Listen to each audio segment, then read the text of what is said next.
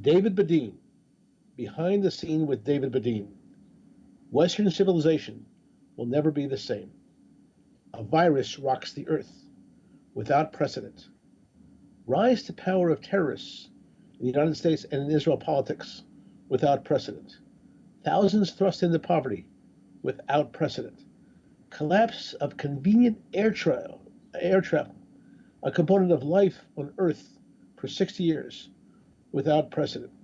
Yet Israel will prevail, will remain. How the rest of the world and how the people of Israel will visit Israel or arrive at Israel's shores, no one knows. This week is the week of Purim, a Purim which carries a message of light at the end of the tunnel. People in Israel this week face a crisis, or multiple crises, you might say. There's all of a sudden a hiatus in international travel, which conveys two unexpected opportunities. Before I say the opportunities, let me say that international travel is one of the foci of Israeli economy. 4 million people visiting Israel, a nation of 9 million. It's an amazing number. And the highest in international travel means that all this stops. And most people don't understand why people in Israel are so hepped up on traveling all the time. Well, when I first came to Israel 50 years ago, as a young man of 20, making a travel arrangement abroad, you'd have to pay double in tax. So it's very hard to get out of the country. Therefore, people today, there hasn't been a tax on travel for 43 years in Israel. But many people grew up with the restriction, with the constraint of not being able to afford international travel. So many people travel because they can, and it's become almost an obsession.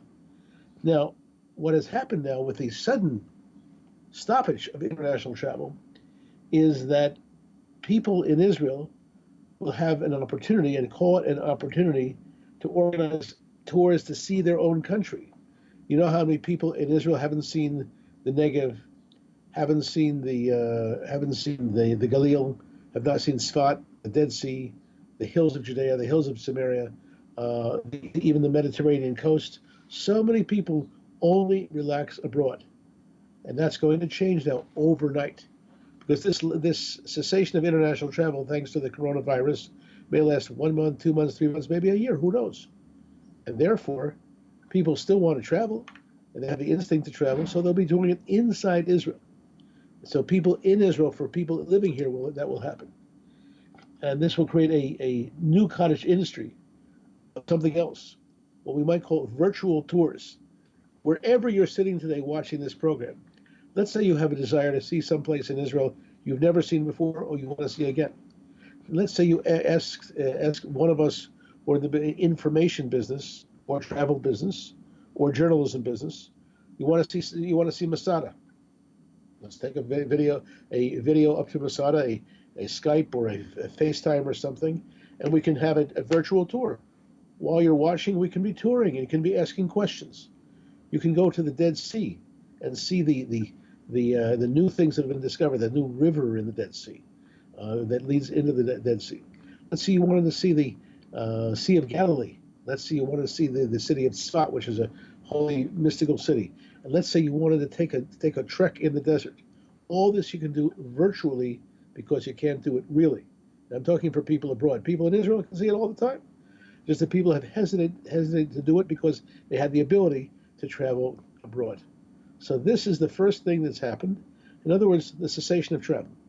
But I'm going to turn it into an opportunity rather than cry about it. My brother, may he rest in peace, was a hotel operator, and he had thought of this opportunity. If God forbid it may happen that, let's say, the air travel in Israel were to stop, he actually discussed with a veteran Zionist diplomat named Jack Padwa, who passed away a few years ago at the age of 95. And Mr. Padwa had sat with some evangelical Christians who believe that in the end of days, Jews will be gathered from abroad, from all over the earth, and perhaps maybe there are not enough airplanes to accommodate them. So what Jack sold these evangelicals is the idea of, let's buy some ships. And when the push comes to shove and the time comes for mass immigration to Israel of the Jews from around the world, the ships will be available.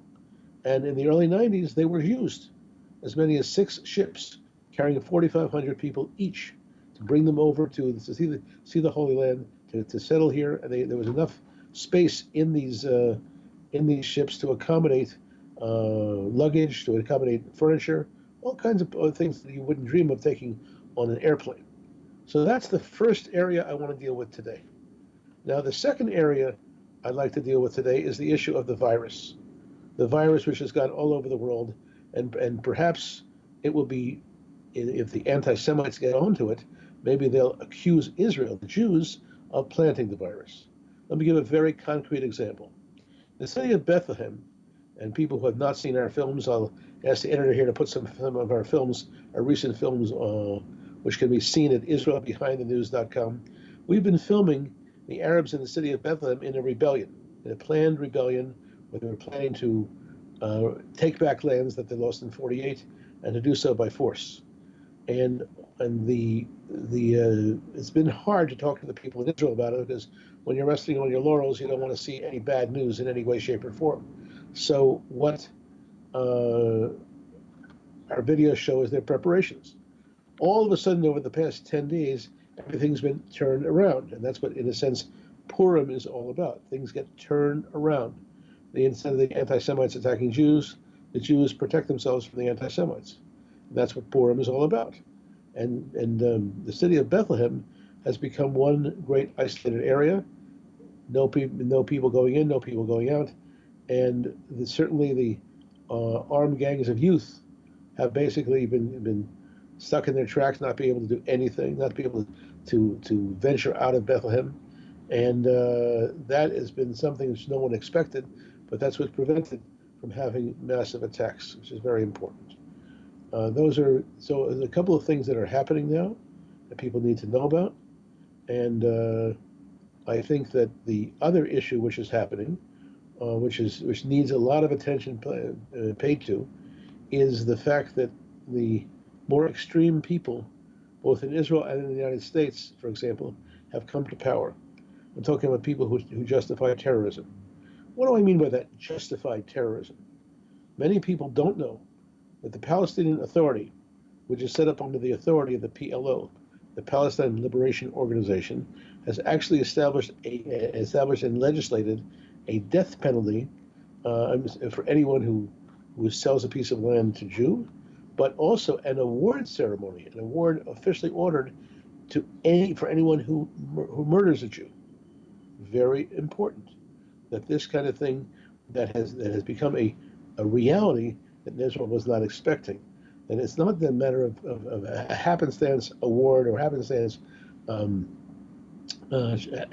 check that arrives at the home of a killer, but that's legislated as part of the Palestinian Authority.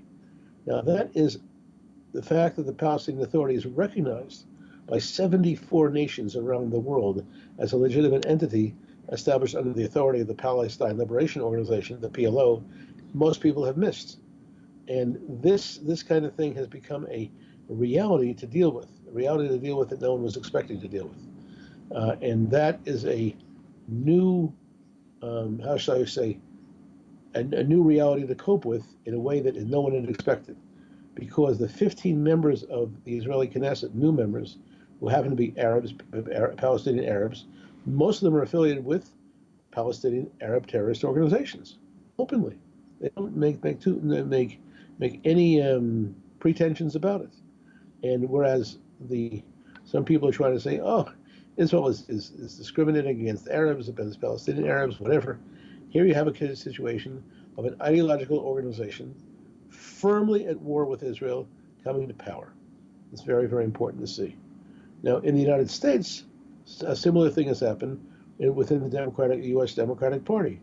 Organizations that formally associate themselves and willingly associate themselves with terrorist organizations endorse a new Democratic candidate for president, Bernie Sanders. And that's not something anyone was expecting to happen. But it's happened. And it's very, very serious and very, how shall I say, very much of a threat to the future of Israel, because the future of Israel depends on good relations with Jews abroad and the flow, the easy flow of people coming back and forth from the U.S. to Israel. Um, what I want to emphasize here is that there were people in the Democratic Party in the U.S. who were not only pro-Israel but pro-integrity. They would never lie and say that the PLO has an intention other than what it says it has, which is full-time and full-scale war with Israel. And unfortunately, that's not what's happened of late.